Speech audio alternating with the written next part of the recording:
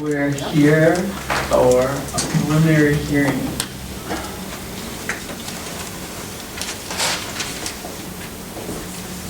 This is docket number SB 2017-01. In red, Narragansett Electric Company doing business as National Grid and Clear River Energy LLC's joint application to construct the Burrillville interconnection project in Burrillville, Rhode Island. In the application filed with the board on February 22nd of this year, the Narragansett Electric Company doing business as National Grid and Clear River Energy LLC jointly sought the approval of the board to site and construct the Burrillville interconnection project, a transmission project including the construction of 6.8 miles of a new overhead transmission line, rebuilding or realignment of two 1.6 mile sections of existing transmission lines, and realignment of a 280-foot portion of an existing line at the Sherman Road switching station, as well as related work. The facility's intended use and size meet the definition of a major energy facility pursuant to Rule 1.2P of the board. The application is on file and available both here and on the EFSB website. This is the preliminary hearing to determine the issues to be considered in evaluating the application to designate agencies of state government and of political subdivisions of the state that shall render advisory opinions on these issues and to determine petitions for intervention.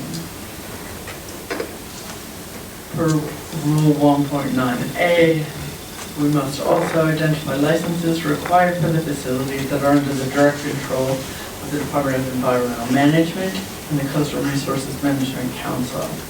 We may rule on these matters at this hearing today. There's no public comment at this preliminary hearing.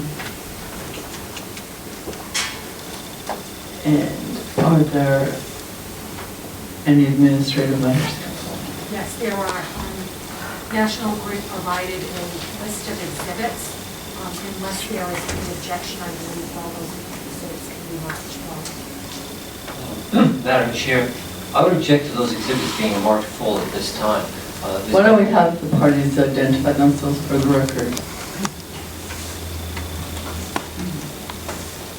Good afternoon, George Watson here with Peter Laticher. We're attorneys at Nicole. We're outside counsel with National Grid. We also have Mark Riley, who's an in-house senior counsel with National Grid and a member of the Massachusetts Bar.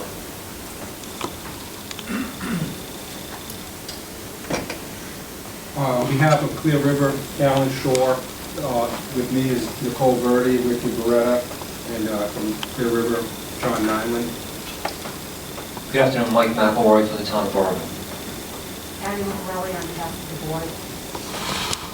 Susan Forsythe, new counsel for the Abby Morelli, board coordinator. Margaret Hogan, assistant board counsel. Tabiaco, board.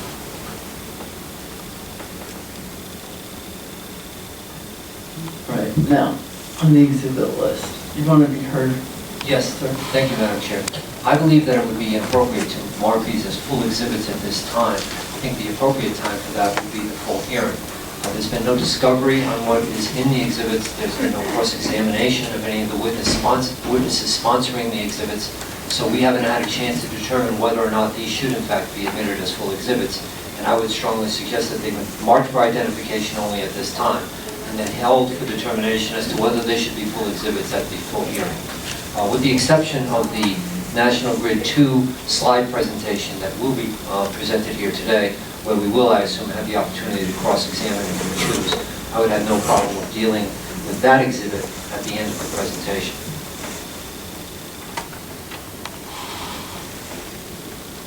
Mr. Watson? I would propose then that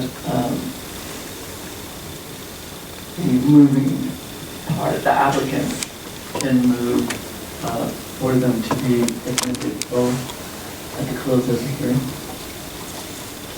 We would like to move that the embedded poll at the close of the hearing.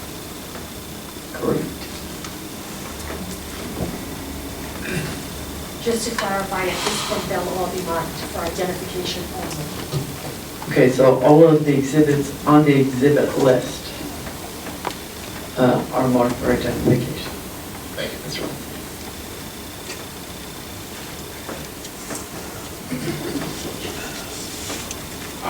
Would you like us to begin? Sorry, yeah.